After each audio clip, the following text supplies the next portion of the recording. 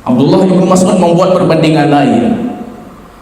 Beliau bertanya kepada kita, kenapa generasi para sahabat itu sebaik-baik generasi umat Islam? Kalau mau jalan yang lurus, jalan yang benar, yang membawa anda kepada Allah, membawa anda kepada surga, jangan cari jalan kecuali jalan orang yang sudah dijamin masuk surga. Jalan siapa dijamin masuk surga? Rasulullah. Jalan siapa yang dijamin masuk surga? Asyarah mubasysyirin bil jannah, 10 para sahabat yang dijamin masuk surga.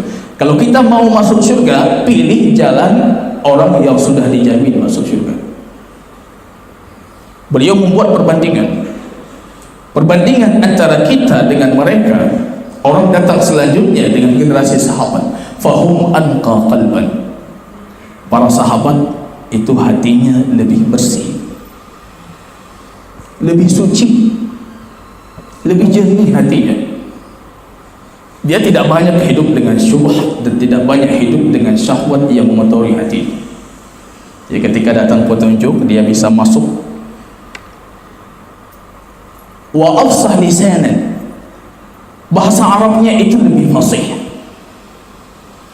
Bahasa Arab lebih fasih.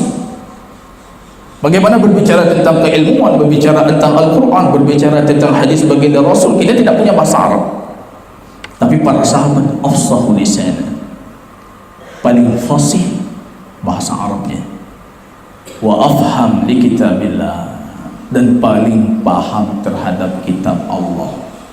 Ini yang menjadikan mereka berbeda. Law taharat qulubukum fama syabi'tum min kalami rabbikum, perkataan Utsman bin Affan radhiyallahu taala an. Kalau sekiranya hati kalian itu suci, maka kalian tidak pernah merasa puas dari kitab Allah.